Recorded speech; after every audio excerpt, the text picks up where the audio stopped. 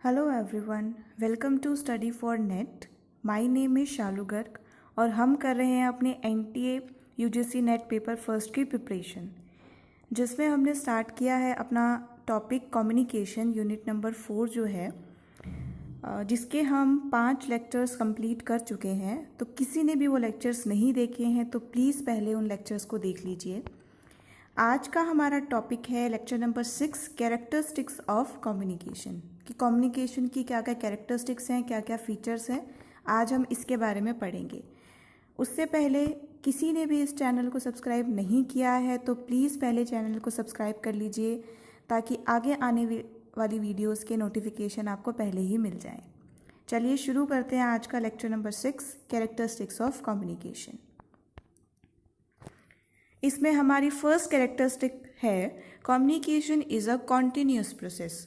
Communication क्या है? एक कॉन्टिन्यूस प्रोसेस है। कॉन्टिन्यूस प्रोसेस का मतलब निरंतर चलने वाला प्रोसेस। कम्युनिकेशन कभी भी रुकता नहीं है, ये हमेशा चलता ही रहता है, क्योंकि हम किसी न किसी से कम्युनिकेट करते ही रहते हैं या वो हमसे करता रहता है। Exchange of ideas and opinion amongst people in an ongoing process in business and non-business organization। जो कम्युनिकेशन है उसमें चाहे बिजनेस ऑर्गेनाइजेशन हो चाहे नॉन बिजनेस ऑर्गेनाइजेशन हो, वहाँ पे कुछ ना कुछ मतलब आइडियाज़ कोई भी एक्सचेंज होते ही रहते हैं, कोई ना कोई इन्फॉर्मेशन वो एक दूसरे को देते ही रहते हैं।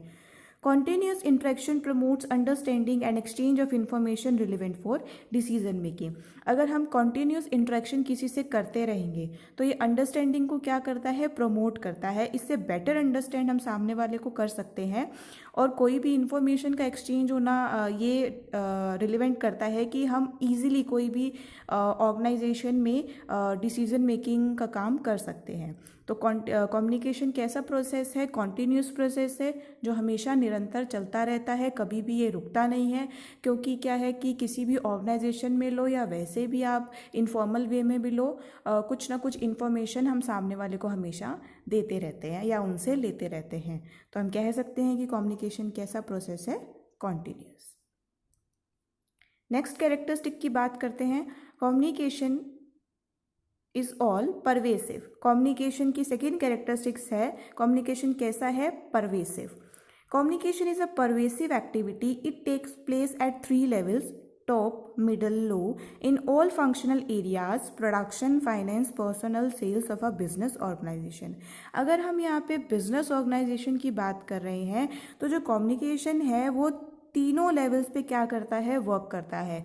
चाहे आप टॉप लेवल ले लो, चाहे मिडिल लेवल ले लो, चाहे लोअर लेवल ले लो, ठीक है। और हर फंक्शनल एरियाज में भी क्या कम्युनिकेशन वर्क करेगा। चाहे प्रोडक्शन से रिलेटेड काम हो रहा है, चाहे फाइनेंस से रिलेटेड काम हो रहा है, या सेल्स से रिलेटेड काम हो रहा है।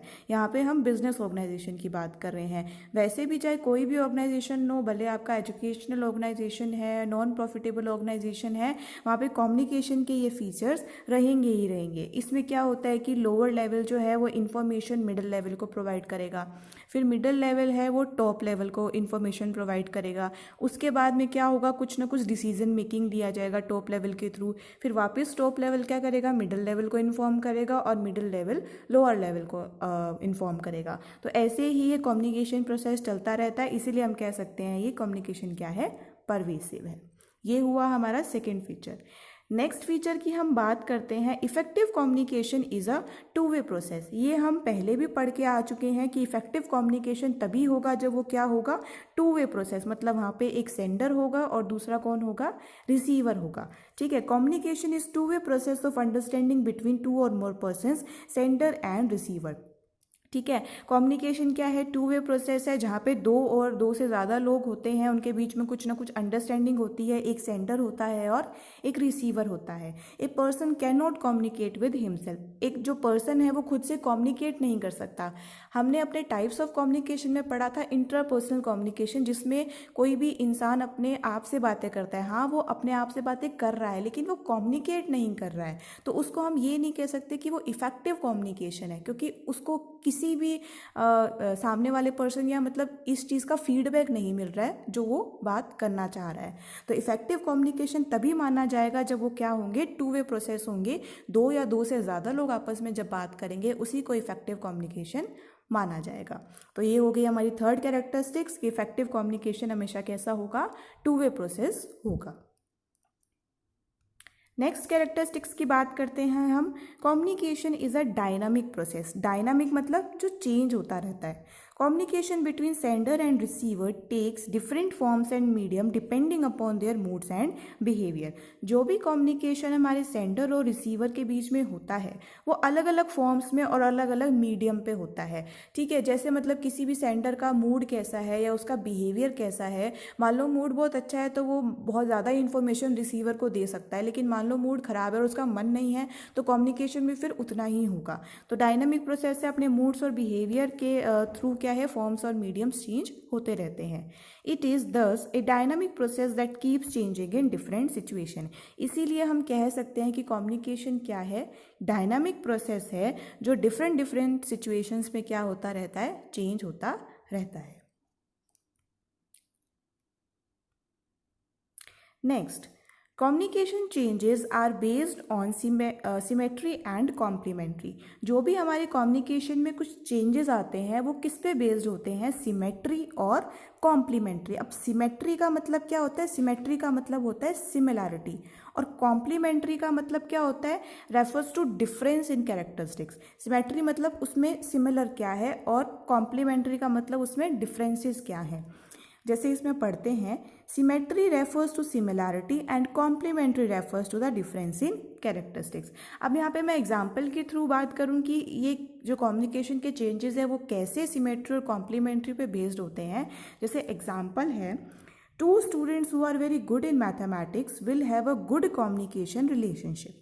जैसे कोई भी दो स्टूडेंट्स हैं, ठीक है, वो दोनों के दोनों ही क्या है, मैथमेटिक्स में अच्छे हैं, तो उनका कम्युनिकेशन रिलेशनशिप कैसा होगा, बहुत अच्छा होगा। ठीक है, दोनों को मैथमेटिक्स बहुत पसंद है, दोनों ही उसमें बहुत इंटेलिजेंट है, तो कुछ भी उनको डिस्कस करना होगा तो वो ईजिली इसको डिस्कस कर सकेंगे। ये उन दोनों में सिमिलैरिटी है, तो इसको हम क्या कहते हैं, सिमेट्री कहते हैं।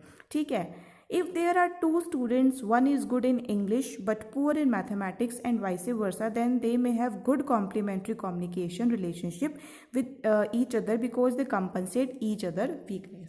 अगर हम एक बात करें, वही दो स्टूडेंट्स हैं, एक स्टूडेंट है वो इंग्लिश में अच्छा है और मैथमेटिक्स में पुअर है, जो दूसरा स्टूडेंट है वो मैथमेटिक्स में अच्छा है और इंग्लिश में पुअर है, तो इनके बीच का कम्युनिकेशन कैसा होगा, कॉम्प्लीमेंट्री कम्युनिकेशन होगा, क्योंकि इनकी जो भी कैरेक्टरिस्टिक्स में है वो डिफरेंस है, लेकिन ये एक दूसरे की जो भी वीकनेस को क्या कर सकते हैं, कंपनसेट कर सकते हैं।